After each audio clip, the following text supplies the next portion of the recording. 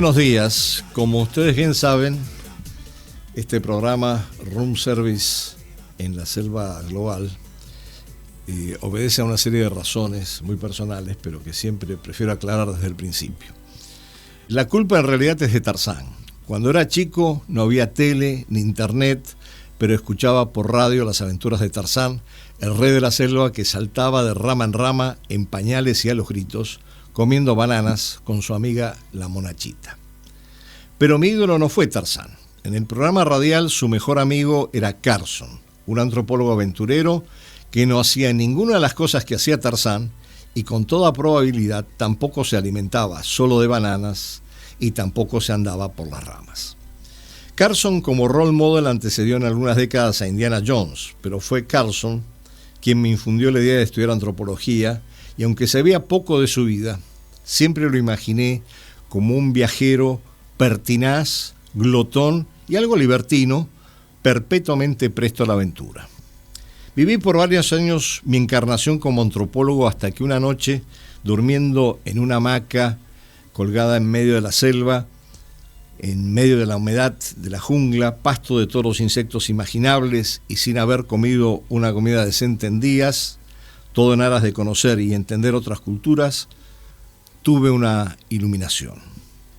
Tal vez algo de mi experiencia serviría para trasladarme con armas y bagajes a las relaciones internacionales, una disciplina también propicia para abordar otras culturas, conocer otros mundos y entender a otra gente cómodamente, sin ser pasto de insectos y alimañas variadas, y para poder alojarme en confortables hoteles, preferiblemente de 5 estrellas, y para poder disponer de room service que me permitiera comer a mis anchas en cualquier momento del día.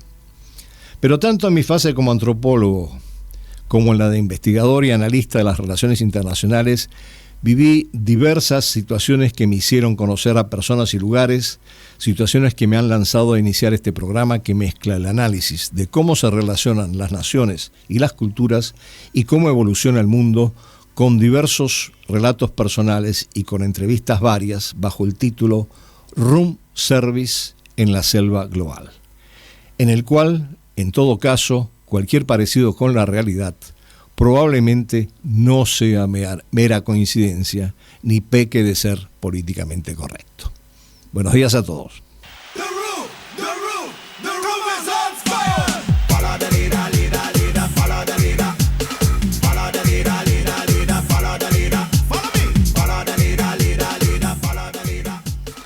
Buenos días, buenas tardes a los oyentes. Como siempre estamos en esta hora que está a caballo entre la mañana y la tarde, pero queremos aprovechar justamente este tiempo tan propicio para abordar algunos temas particularmente relevantes en este sexto episodio del programa.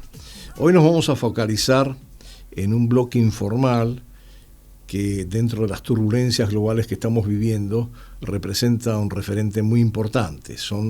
Es el grupo de los BRICS, que se formó originariamente en el 2009 con Brasil, Rusia, China y la India, y que posteriormente incorporó a Sudáfrica. Y que más recientemente, el año pasado, en la cumbre de Kazán, incorporó 5 países miembros más.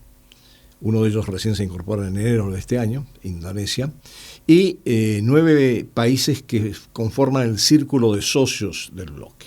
El bloque es un bloque informal, bastante heterogéneo, con muchas asimetrías, pero que en este momento representa, con la incorporación de los nuevos miembros, prácticamente el 54.5% de la población mundial y el 45% del Producto Interno Bruto mundial, con esta ampliación también de nuevos participantes en el grupo. Por lo tanto, en esta situación de transición que vive el sistema internacional, se vuelve particularmente relevante entender el funcionamiento, el destino de este bloque de carácter informal y hacia dónde va y qué es lo que eventualmente puede impulsar en términos de los cambios del sistema internacional. En este programa vamos a tener un invitado de lujo, ahora lo voy a presentar, y nos vamos a concentrar por lo menos en 3 temas que nos parecen particularmente relevantes. los desafíos internos y externos de los BRICS, su impacto y su relación con América Latina y cuál es el futuro de los BRICS. Dicho esto, vamos a pasar directamente al programa y a presentar a nuestro invitado. Bueno, el programa de hoy está dedicado, como habíamos anticipado, al tema de los BRICS, un bloque emergente muy importante que se constituye en un referente en estos tiempos de turbulencia y yo diría de desorden internacional, y que ha venido desarrollándose desde el 2009, pero con particular ímpetu desde la última cumbre en Kazán el año pasado, en donde se confirmó la ampliación del bloque de 5 miembros originarios: Brasil, Rusia, China, India y Sudáfrica, a 5 miembros más, y a la creación de un círculo de socios que son 9 miembros más, que están más en carácter de observador sin voto. En todo caso, lo que sí esto representa es que tenemos un bloque con una serie de planteamientos muy específicos sobre el sistema internacional y sobre su dinámica interna, que se está convirtiendo en un referente, como estaba diciendo, en el marco de la dinámica internacional, y que representa, en este momento con las ampliaciones señaladas, un 45% del Producto Bruto Interno Mundial, una población de más del 54% de la población mundial, y incluye, entre otras cosas, a 44% de productores de petróleo crudo. De manera que estamos frente a un bloque de economías emergentes que se asume como vocero del sur global y que desde la cumbre de Kazán en particular ha tomado un protagonismo muy particular dentro del sistema internacional. En función de esto, me gustaría tener una conversación con un gran amigo, y lo voy a presentar, Víctor Heifetz, con quien nos conocemos desde hace años, hemos participado en distintas actividades. Víctor es doctor en Historia por la Universidad de San Petersburgo, pero además de eso es un gran promotor del Foro Iberoamericano que se realiza con regularidad en San Petersburgo, y es el director académico del programa de la Maestría de Estudios de los BRICS en la misma universidad, e investigador del Instituto de América Latina. De hecho, es el editor de la revista La Ciencia de América de la Academia de Ciencias de la Federación Rusa. Bueno, Víctor, bienvenido. Un gusto tenerte aquí en el programa y espero que podamos desmenuzar qué es lo que está pasando con los BRICS en estos días. Bueno, Muchas gracias, Andrés, por la invitación. Es un placer realmente poder conversar no solamente sobre el tema, sino también en compañía del interlocutor muy amigo, tanto en los estudios como en la vida. Y pues sí, con gusto compartiré algunos enfoques sobre los BRICS. Bueno, muchas gracias, Víctor, y gracias por tu disposición. Bueno, lo que hemos visto, a ver, los BRICS originariamente, después de la crisis del 2008, cuando se constituyen ya con más formalidad, de todas maneras siguen siendo un bloque informal, porque le falta toda una serie de dimensiones que vamos a discutir acá, pero que se concentra, fundamentalmente se focaliza en los temas de desarrollo, dado que son predominantemente economías emergentes, y los temas de cooperación.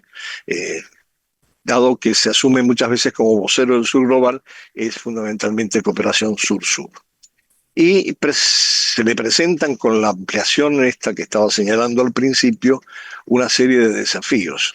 Hay una serie de desafíos internos, y ahí va la primera pregunta: el desafío de la institucionalización de este bloque, primero en el marco de la ampliación, pero además, dada la heterogeneidad del grupo. Hay muchas asimetrías entre los distintos miembros del grupo.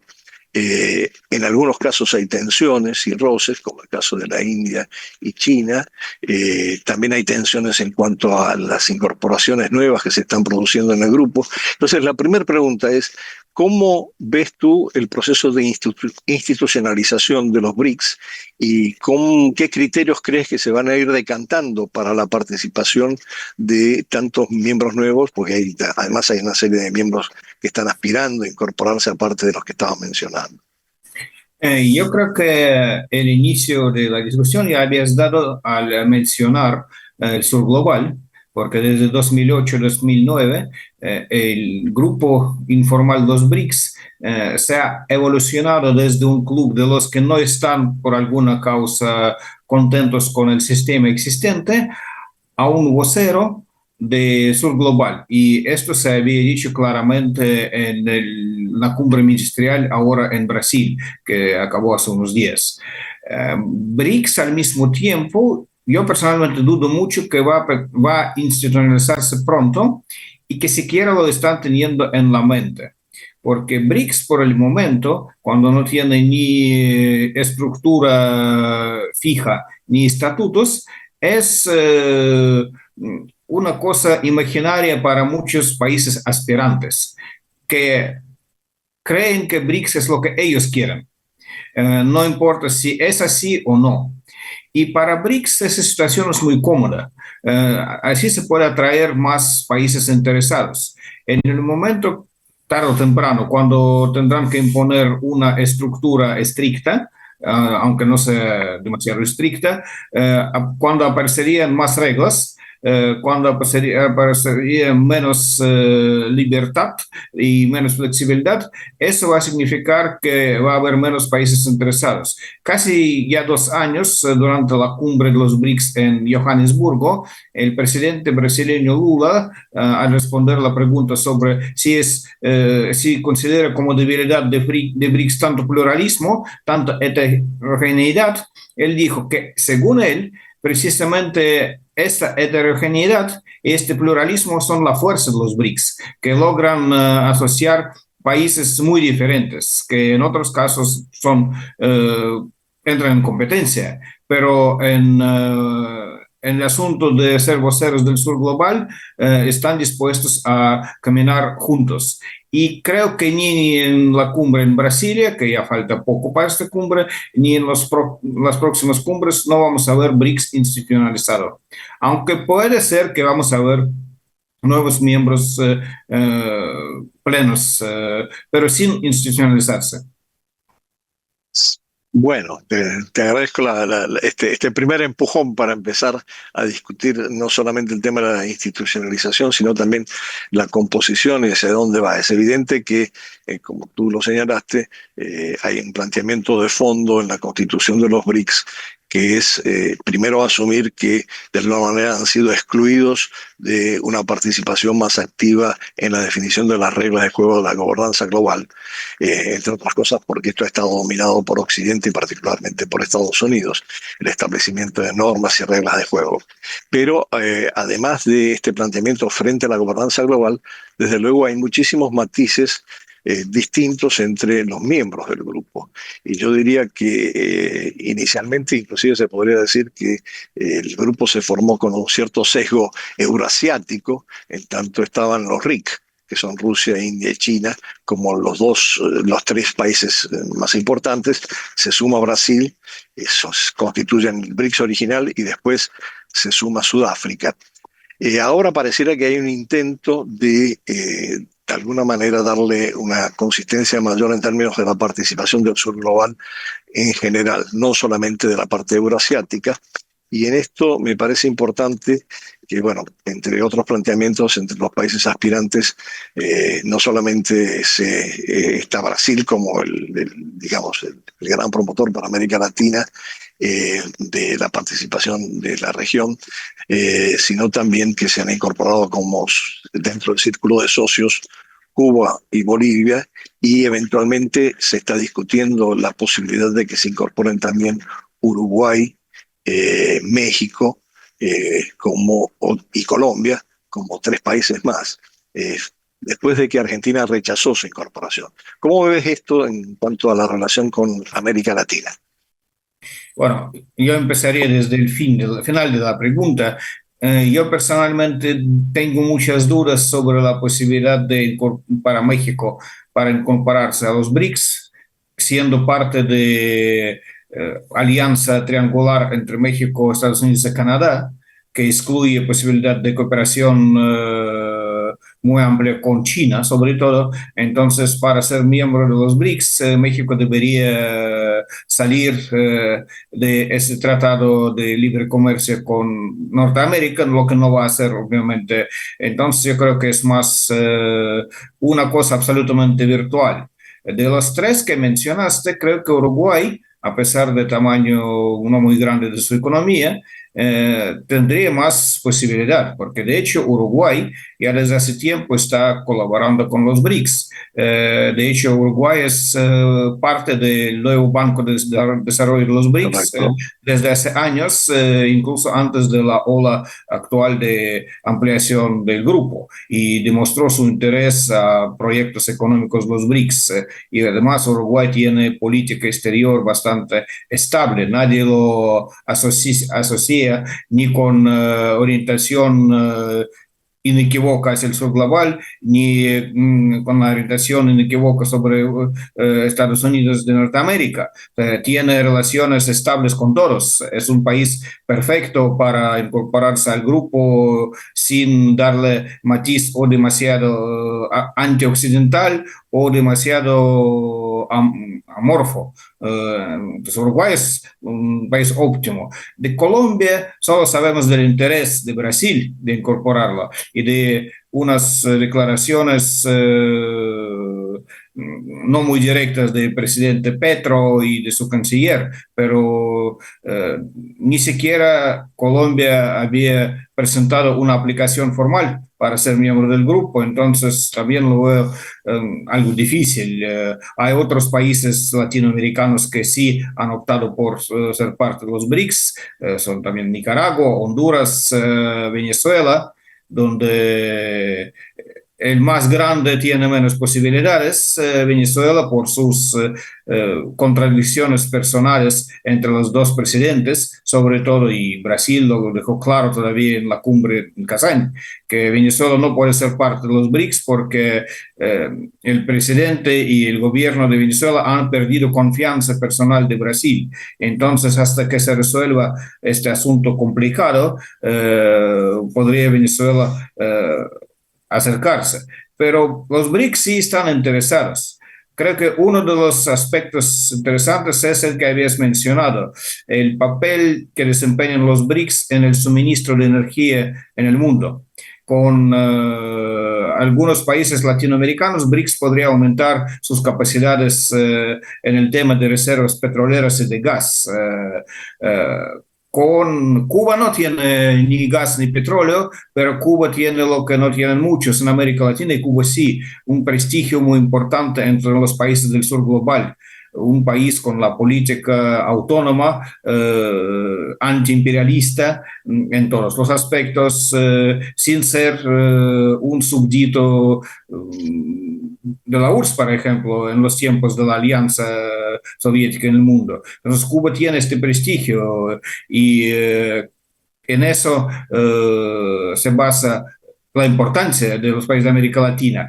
Pero al mismo tiempo creo que Brasil tiene que pasar entre varios problemas. De un lado, Brasil quisiera ver el aumento de Latinoamérica, de los problemas de Latinoamérica en la agenda de los BRICS. De otro lado, por el momento, Brasil es el único socio con plenos derechos, un único socio latinoamericano con plenos derechos en los BRICS. Si aparece algún otro con plenos derechos, Brasil pierde su papel único y tiene que ir escogiendo muy minuciosamente quién debería ser el otro socio. Brasil optó por Argentina en 2023, pero ya sabemos que la historia no terminó así como lo esperaban. Argentina finalmente decidió salir del proceso de la entrada a los BRICS. Y ese salir significa no solo suspender, sino tener que empezar todo de nuevo si algún día decide de nuevo entrar.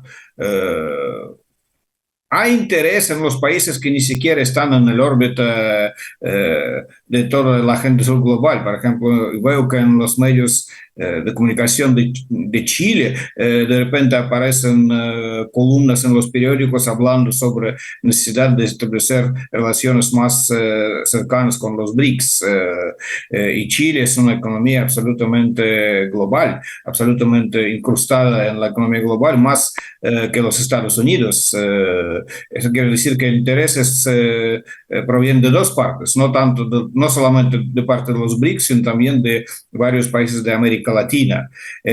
Pero este interés sobre todo es interés económico. Las posibilidades de recibir inversiones, las posibilidades de recibir apoyo para proyectos de infraestructura, me parece que la mayoría de países de América Latina no está interesada en un antagonismo directo entre el sur global y el norte global. Brasil, por ejemplo, lo había dicho claramente, que no considera a los BRICS como parte de esta competencia. Brasil quiere tener relaciones con sur global porque es parte del sur global, pero no piensa romper con el norte global porque necesita también cooperación económica con los países del occidente. Obviamente, postura de Cuba o de Nicaragua puede ser diferente, pero no creo que Brasil es el único país que tenga esta postura en América Latina. Bueno, esta heterogeneidad que estabas presentando un poco en relación a los países latinoamericanos frente a los BRICS se repite a mi manera de ver también con el sur global en general. Los BRICS se asumen como un vocero del sur global, pero hay algunos miembros del BRICS, particularmente Rusia y China, que son economías más desarrolladas y tienen una mayor capacidad. Y la pregunta es si esos dos países realmente son parte del sur global o si reflejan posicionamientos distintos en el marco del sistema internacional desde una perspectiva mucho más desarrollada. Bueno, la Cancillería rusa varias veces había enfatizado que Rusia no es parte del sur global, pero sí está dispuesta a ser uno de los voceros del sur global. Entonces, aquí no hay una contradicción. Rusia sí está aprovechando alianzas con sur global, en algunos puntos está dispuesto a bloquearse políticamente, obviamente económicamente ya no es un país del sur global. Es más complicado el asunto de China porque hay varias Chinas dentro de la misma China. Y si Shanghái o Beijing se ven como ciudades de norte global, gran parte del campo chino es la región subdesarrollada, entonces yo digo que muchos chinos podrían ser considerados como precisamente población del sur global, aunque los hindús a lo mejor no van a estar de acuerdo conmigo. Pero lo mismo pasa con los nuevos socios. La mayor parte de ellos son obviamente económicamente y políticamente sur global, y Egipto y Indonesia, pero el asunto muy complicado sobre el nuevo socio de los BRICS, Turquía. Turquía económicamente podría ser considerada como parte del sur global, pero forma parte de un bloque militar y político del occidente, de la OTAN. Es el único miembro de los BRICS que es parte de la OTAN. Hace más o menos un año tenía una plática extraoficial con algunos de los trabajadores de la Cancillería y me dijo claramente que la postura de muchos de los países de los BRICS es, pues, los miembros plenos de los BRICS no pueden ser parte de la OTAN. Y segundo criterio sin utilizarse es ninguno de ellos deben participar en las sanciones en contra de otro miembro del grupo. Entonces, para mí la moneda está en el aire. Si Turquía, por ejemplo, podría convertirse en un miembro con plenos derechos de los BRICS, o era más un diálogo para no dejar Turquía muy fuera, porque hay interés suyo, y al mismo tiempo no permitirle tomar las decisiones en la parte oficial de la cocina política. Entonces, todavía estamos en veremos lo que va a pasar en la cumbre en Brasil. Bueno, tú mencionaste las sanciones como un tema importante dentro de cómo se percibe desde los BRICS en general su inserción, particularmente en la gobernanza financiera global. A raíz de las sanciones en 2022 aplicadas a Rusia, pareciera que hubo una gran reacción. Y lo que hemos estado viendo es primero un incremento impresionante del comercio intrabloque, que es uno de los puntos, no tanto en inversión, pero sí en comercio. Y en segundo lugar, todo un planteamiento acerca de la búsqueda de formas de pago alternativas en este comercio. Se ha hablado mucho de la desdolarización, más bien la última entrevista, por ejemplo, que le hizo Globo al ministro de Relaciones Exteriores de Rusia, Lavrov, él planteó más bien una posición más cautelosa. Parece que Rusia ha asumido una posición más cautelosa con respecto a las posibilidades de una desdolarización. Sí se ha enfatizado mucho los pagos transfronterizos en moneda local. Según la información que tengo, el 90% del comercio de Rusia en este momento se realiza en rublos o en monedas locales, pero la gran pregunta es, ¿podrá seguir avanzando en el marco de todas estas turbulencias que estamos viviendo y que vamos a ver si alcanzamos a tocar en el sistema económico internacional? Si podrá avanzarse hacia una moneda común como una alternativa al dólar o no, dado más que en este momento hay un debilitamiento del dólar. Yo lo veo muy difícil, por varias razones. La primera razón es que para lograr esta moneda, los países de los BRICS deben tener un nivel de intercambio comercial mucho más grande de lo que tienen ahora. Y este intercambio no debe tener tanta diferencia en el saldo. Por ejemplo, Rusia y Brasil comercian bastante, pero de los 12.000 billones de dólares que comercian, Rusia compra para 2.000 millones y vende para 10.000 millones. Entonces la diferencia son 5 veces. Se puede ver otros casos con otros países de los BRICS. El segundo desafío es la diferencia seria en legislaciones nacionales sobre criptomonedas. De hecho, misma Rusia apenas va acercándose a los cambios en legislación nacional sobre posibilidad de usar criptomoneda. Entonces, lo que veo más posible que la moneda única sería formar alguna plataforma para las transacciones, pero no como una moneda única. Y además, las monedas nacionales de la mayoría de los países de los BRICS, con excepción tal vez de yuan, son las divisas débiles. Internacionalmente no podrían ser base para esta nueva moneda de los BRICS. Además, hay países de los BRICS que dicen claramente que no están interesados en tener esta desdolarización, como lo dijo claramente Indonesia, el último de los nuevos miembros de los BRICS. Dijo, nosotros no estamos interesados. Y más, ni siquiera muchos de los países BRICS realmente necesitan pasar a comercio en las divisas nacionales. El caso de Rusia y Brasil, a pesar de todo lo que había dicho mi respetado ministro, es la falta de necesidad. Rusia y Brasil, en la mayoría de los casos, comercian por conducto de las compañías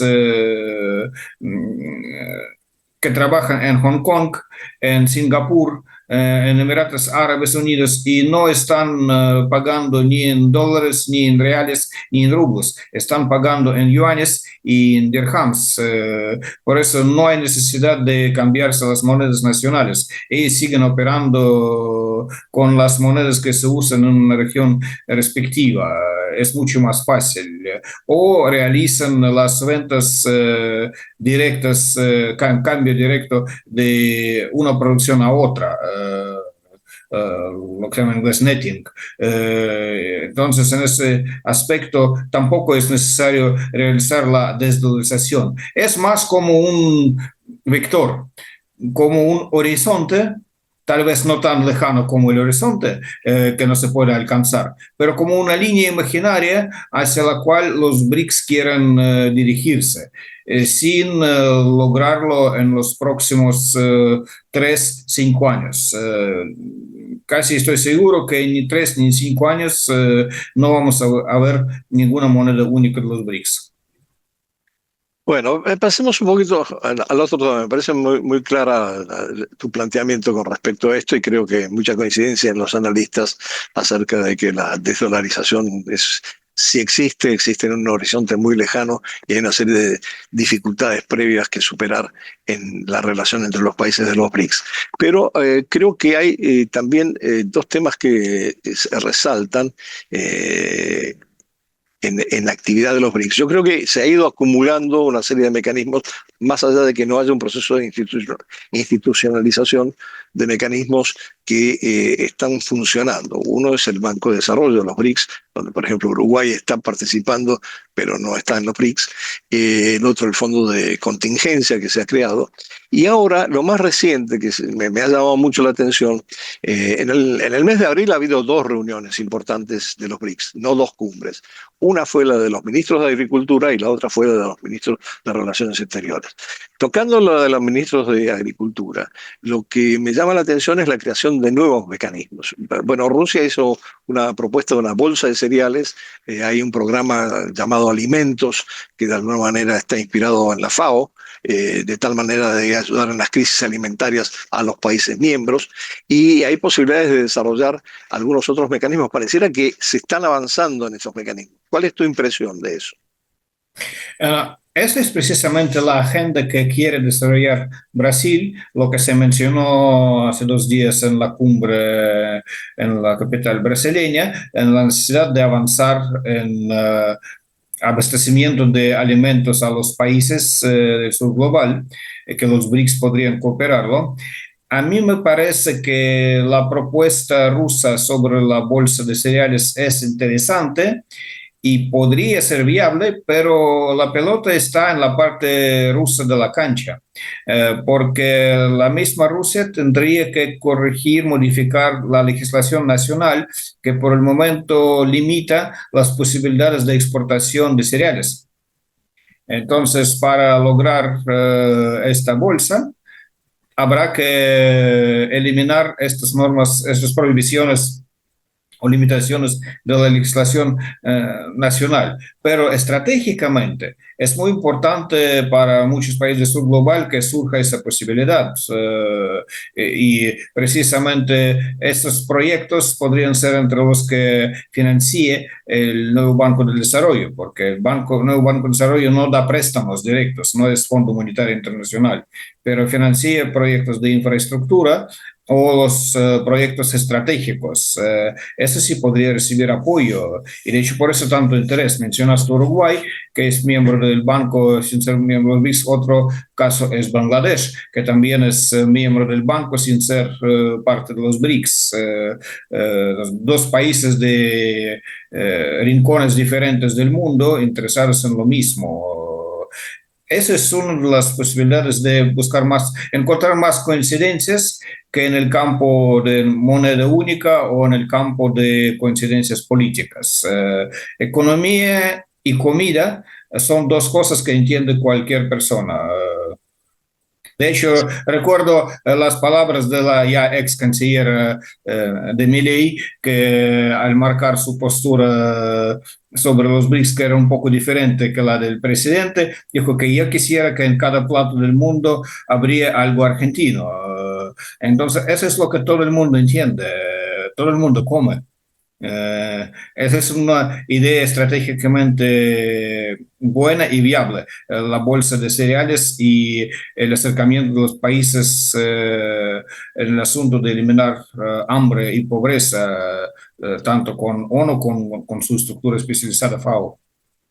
Sí, bueno, esto tiene resonancias evidentemente con el programa Hambre Cero del presidente Lula en su momento y es por eso que creo que Brasil está empujando esto fuertemente, más considerando que de los 5 miembros originales de los BRICS, 4 son los más importantes productores de cereales en el mundo, ¿no?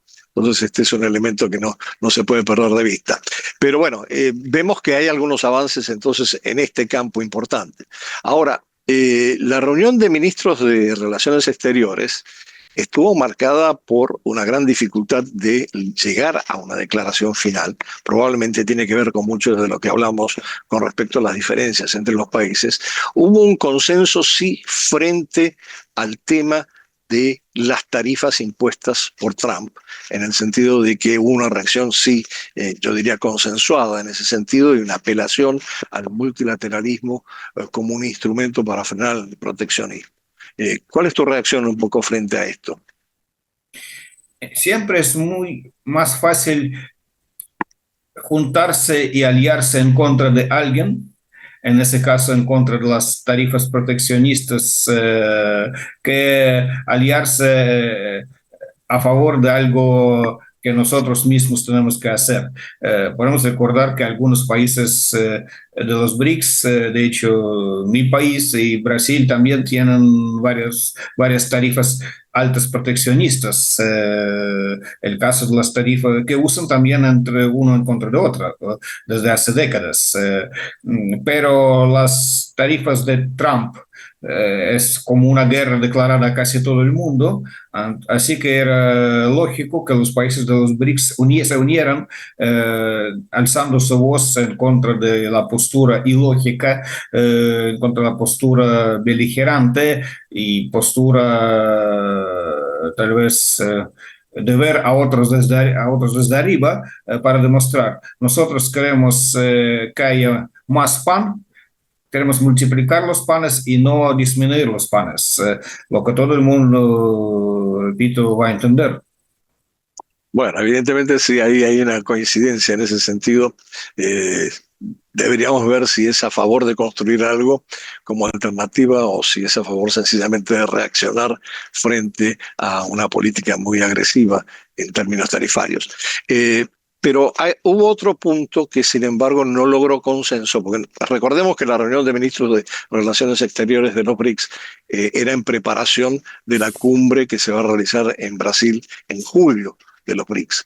La presidencia la tiene Brasil. Entonces, en ese contexto donde no hubo consenso y fue muy difícil, fue sobre la reforma de las Naciones Unidas. Una reacción bastante, diría, radical por parte de algunos países en contra de esto, y no se logró consensuar una posición con respecto a la reforma en particular del Consejo de Seguridad. ¿Cómo lo ves tú en este sentido? Bueno, de hecho, sí repitieron la misma fórmula de hace años, que están a favor de una reforma y de una ampliación del Consejo de Seguridad, sin decir nombres concretos de países que deberían ser nuevos miembros del Consejo, y hicieron caso omiso al asunto del veto, de la posibilidad de miembros permanentes de vetar tal o cual asunto.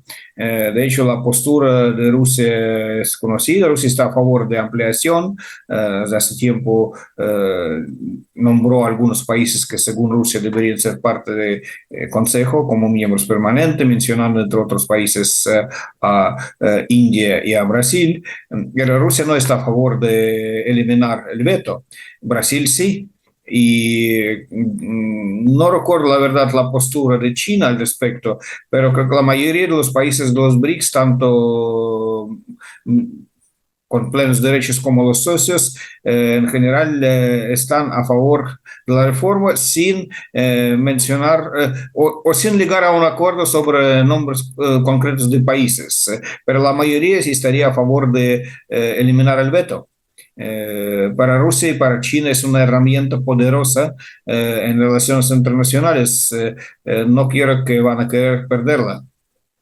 No, yo creo que es evidente que los que detentan el veto no quieren perderlo, y no es solamente el caso de Rusia y China, que obviamente les sirve como un instrumento para balancear. Pero también hay una posición, de la misma manera que hay una posición a favor dentro de los BRICS de la inclusión de algunos países miembros de los BRICS en el Consejo de Seguridad, hay un rechazo tajante por lo menos siguiendo la entrevista al canciller Lavrov, sobre la incorporación de Alemania y Japón como nuevos miembros del Consejo de Seguridad, ¿no? Entonces ahí creo que hay posiciones muy claras. Y esto me lleva de nuevo a un planteamiento, para ir cerrando la entrevista, sobre hasta qué punto los BRICS se constituyen en una especie de bloque geopolítico, quizás con matices más o menos antioccidentales, algunos matices más de no alineamiento que antioccidentales, pero la gran pregunta ¿es una especie de bloque geopolítico con una capacidad de incidencia real sobre el futuro de la gobernanza global en un momento de mucha turbulencia como el que estamos viviendo en el sistema internacional?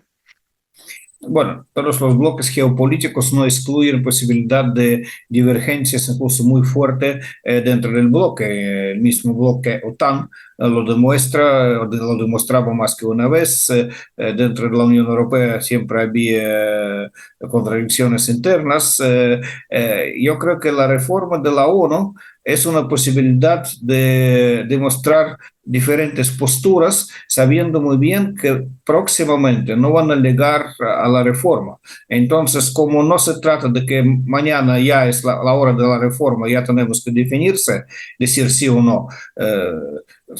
Todo el mundo puede decir lo que le da la gana, sin tener sin que eso tenga serias consecuencias, porque esas discusiones ya siguen desde hace más que 2 décadas, empezaron mucho antes que había surgido el grupo de los BRICS, y creo que seguirán. Y este momento de turbulencia de hoy solamente es el que da más relevancia a las discusiones.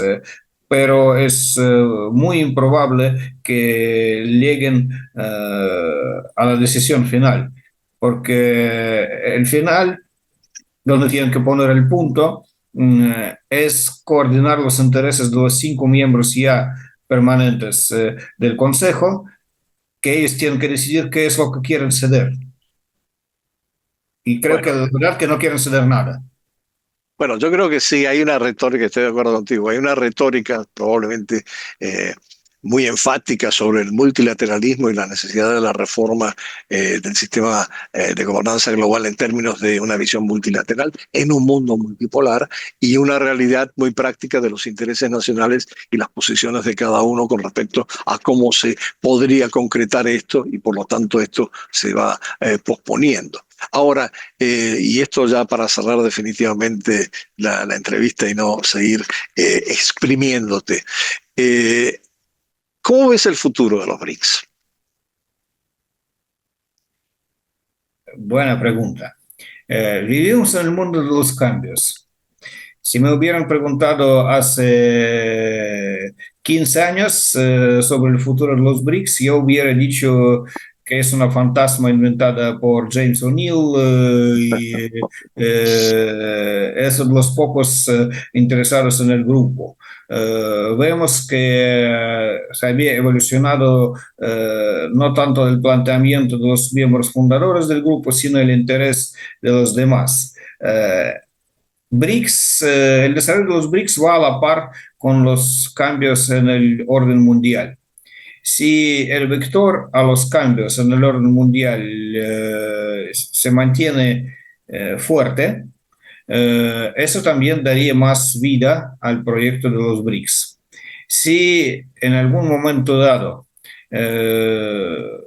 los países que pugnan por el cambio del orden mundial, no todos, sino los más fuertes en este momento, yo me refiero a China y Rusia sobre todo, deciden que no están ya tan interesados, eso también afectaría en esa manera negativa a los BRICS. Pero yo no veo para qué o China o Rusia deben dejar de exigir el cambio de distribución de poder a nivel mundial. Entonces, yo soy más optimista respecto al desarrollo y futuro de los BRICS, sin olvidar decir que para lograr este futuro, los BRICS tendrán que ser menos retóricos y más prácticos. Tendrán que no solamente ser orgullosos de que en el PIB están ya, son más grandes que el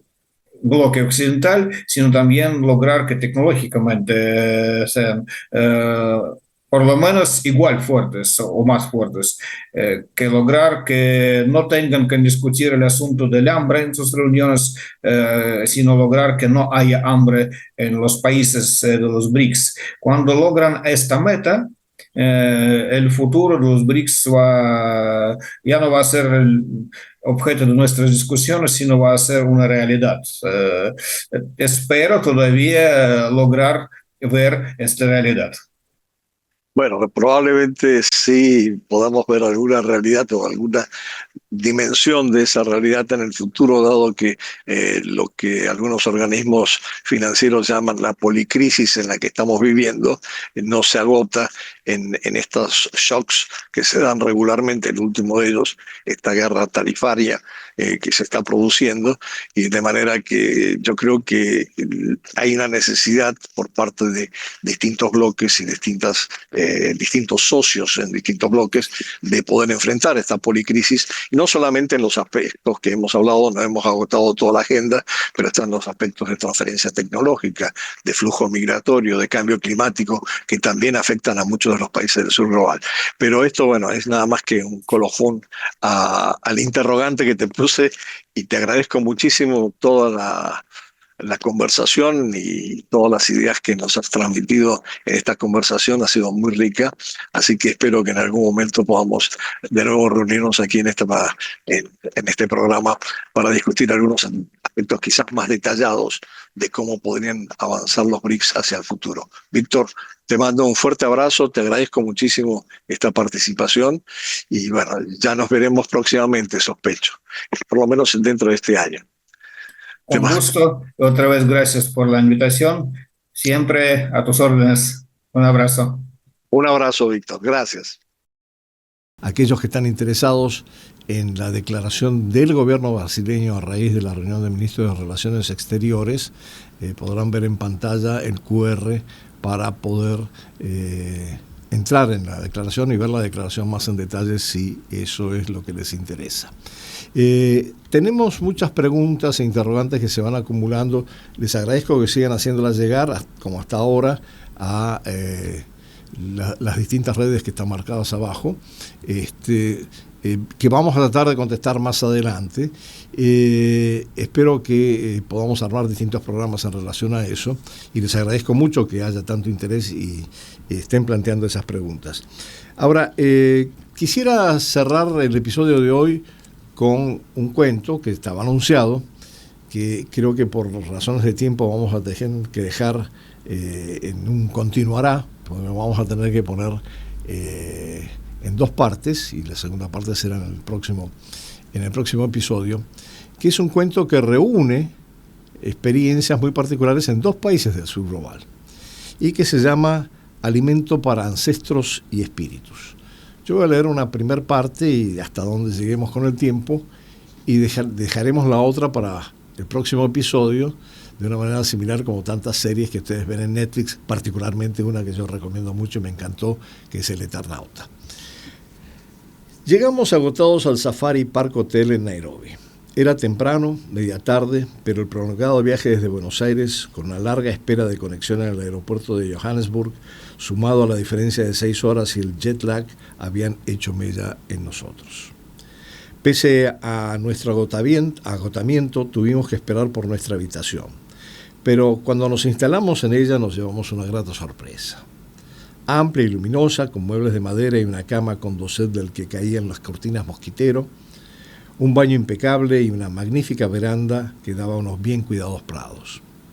El hotel venía además precedido por su leyenda.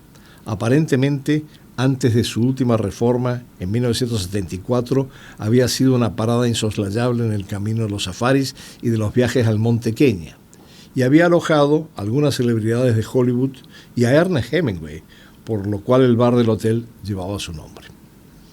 En todo caso, más allá de la cultura machista de la Casa Mayor y sus desbordes cinematográficos, principalmente alcohólicos y sexuales, que impregnaba su pasado, El hotel era tranquilo y acogedor.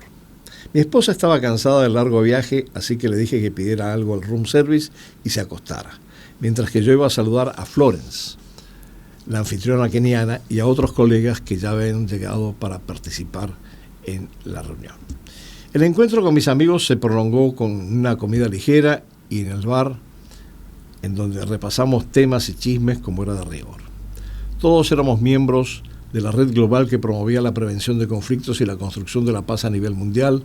Procedíamos de diversos países y continentes y nos conocíamos desde hace años.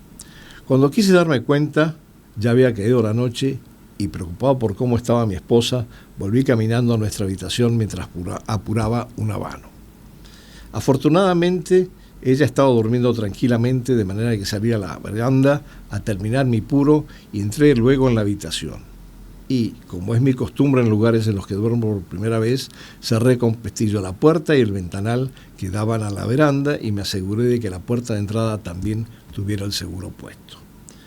No habíamos alcanzado a deshacer nuestras valijas, así que rescaté mi neceser y un pijama blanco de la mía, me duché y abrí el mosquitero para acostarme de mi lado de la cama. Mi esposa seguía durmiendo plácidamente y las sábanas inmaculadas de la cama me estaban esperando para recuperarme del viaje y de los primeros intercambios con mis colegas. Cerré el mosquitero y me hundí agotado en un sueño profundo. Unas horas después, serían las 2 de la madrugada, hora keniana, me desperté. Necesitaba ir al baño, pero no quería despertarla. Así que en la semipenumbra de la habitación, descorrí el mosquitero y me senté en la cama.